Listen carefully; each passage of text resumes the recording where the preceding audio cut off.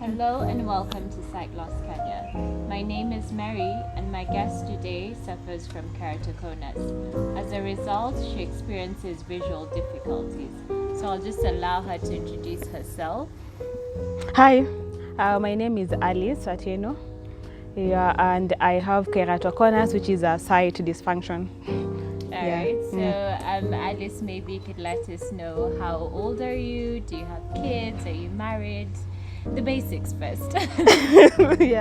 I'm in my late 20s. I'm not married. I do have kids.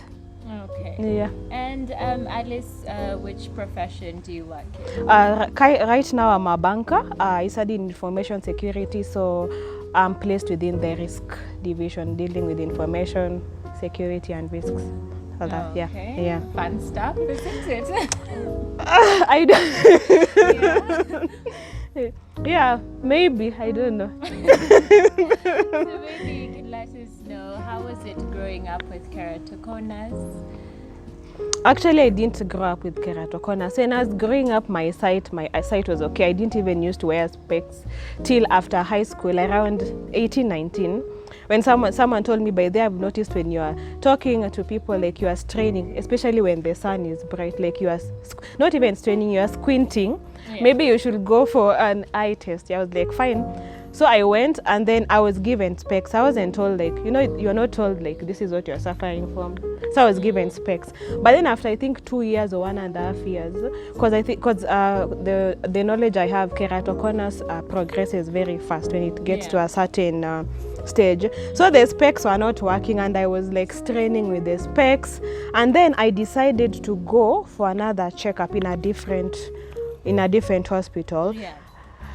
Then the doctor then we were doing, how you go, then you're doing the glass tests, and then she's like, this one. I'm like, no, I can't see. This one, I can't see. Like, maybe you're lying. Yeah. Actually, it was like I think a junior doctor. Then she was like, now this one, you'll have to book another appointment now with the main doctor to fit for hard contacts. Yeah. Then I was like, what are hard contacts? All that. But again, at that point, they didn't tell me you have keratoconus. So just told you need I need hard contacts. So I think there was a problem. There's a time I got tired of my lenses, my hard contacts. So I wanted optional. I wanted specs. Yeah. Let's just go back. Yeah. So you're told by this junior doctor that you require hard contact. Yeah, You don't know why? I don't know why. And then she does the fitting, or she didn't do the fitting because I think she's not qualified to do that, or she's not, because with contacts, especially hard contacts, I think specialists that do that. Not everyone does that. So, but at that point, okay, the only thing I could understand at that point is that specs cannot help me. I need hard contacts. Yeah. But I didn't know that what I'm suffering from is keratoconus. I don't know whether they assume you know, or you don't need to know what you're suffering for or something. But that's something that they should probably look into, because you need to know what your eye condition is. Yeah. I just knew my numbers were very high, but I didn't know, like, it's actually keratoconus that really progresses, like, with time. So then there was a time now I had, when you start wearing contacts, because you have to get used to them. The first year, let me just say, the first year is crazy. It's hard. Yeah. So the time was like, I'm done with these contacts, because dust and all that. Sometimes you are tearing and all that. So I was like, I'm done with contacts. I need specs, and then I think the reason why I went for specs, there's a time I lost one of them, and they're very expensive. And when you lose, you have to go for fitting, and then you get them after 3 weeks. You understand? Wow. So I was like, I need specs. So I found, there's a doctor I found.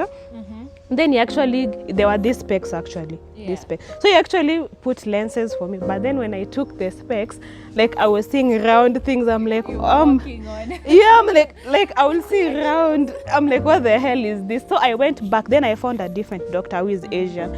Then she's the one, like, who explained to me what it is. She actually drew a diagram. She told me, like, normally, like, your cornea is supposed to be dome shaped, but now your cornea is like growing, like, like is it a sharp? A cone. Yeah. It's conical. Yeah. So the light is not hitting the retina? The retina. Yeah.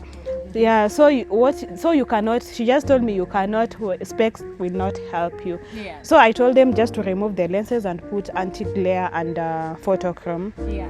And then and then she advised me, she's the one who actually told me this disease actually it progresses with time and you really need to go for a surgery. That's the first time I heard of the word cross-linking. And what do you understand by cross-linking? Cross-linking, it's a procedure that is done just to slow down, or like it may stop or slow down the progression of yeah, and it cannot be done like on my right eye. It was only done on my left eye because my right eye is past the stage of cross-linking. It will actually need a transplant. Yeah. Okay. Yeah. So basically, people, I think this is quite important Yeah. to know that cross-linking is not suitable for everyone. It's not suitable for everyone. Actually, there's a time I went to this other doctor because I've been to so many doctors. I think I was getting, like nowadays when you're using your insurance to get glasses, you need to have an ophthalmologist who approves it. Yeah. So he was actually telling me you should do a laser. Actually, a laser surgery is not supposed to be done by someone who has keratoconus, of which if I had money, then I would have just gone and done a laser surgery and I will have just damaged my eyes. You know, and it's good that you brought that up, Alice, because I feel like in Nairobi, there's no centralization of information. You go somewhere, you're told something different. Yeah. You go to a different doctor who tells you something different because they want money from you. And you don't know which procedures should be done on people with keratoconus. So you trust them blindly, and then you end up spending so much money, and your eyes are just completely. And you don't know what. Because if by the time I started having eye issues, if I knew that was the case, then I would have actually saved myself a lot. I don't think I'll even be wearing contact lenses right now. Because you would have done cross-linking way early, and it would have stopped the keratoconus from getting worse. I've actually even had some people inbox me on, because there's this keratoconus group I joined, but it's like it's not for Kenya, it's like for US. I think most of the guys are in States. And from the conversations they have, like on Facebook, you just see like these guys are so like, they're so advanced, they know what, like they're so informed and all that. So so actually there's a story that I wrote, like you can only submit your keratoconus story. There's a story that I wrote and then it was published on their website, and then some Kenyan people who have the same disease saw it. So they're always inboxing me to ask me like, where did you get your cross-linking done? Is it, like they don't have the information. That's a problem. They don't have the information. And Alice, maybe you could let us know. So the left eye, you went for cross-linking. Yes. How was that experience? Oh my God, it was last year. So I was so scared, but okay, when the procedure is being done, you actually just, how do I say, you're not asleep, you can just see everything being done. They put an anesthesia, eye drops. So when you're done, like when the anesthesia is like done, the power is over. Oh my God, the inflammation is crazy. And is there pain as well? No, mine wasn't painful, but the inflammation was bad. Like, and then you can't close one of your eye. You have to close both eyes. So I remember like all the way when I was being driven home, I didn't see anything. I didn't even eat on that day. Like, but just on the first day. But the second day, I was fine. And I've never had any problem since then. Just the first day. And how long did the cross-linking procedure take? 45 minutes to 1 hour. 45 minutes to 1 hour. Okay. Yeah. And when did you start now opening your eyes properly? I went, I think that day in the evening.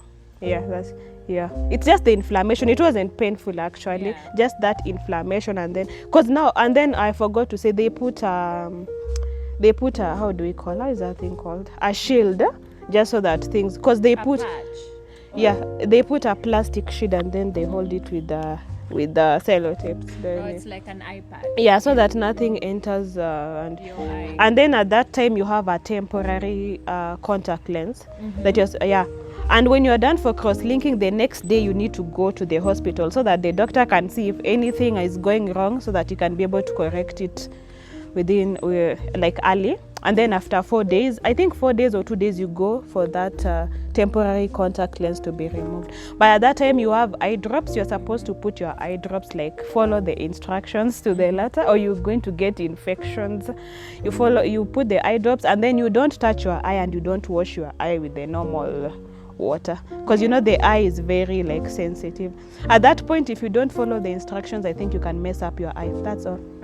But I've never had any issue with the eye since I did that surgery. Yeah, it turned out well. Turned out well. Yeah. Okay.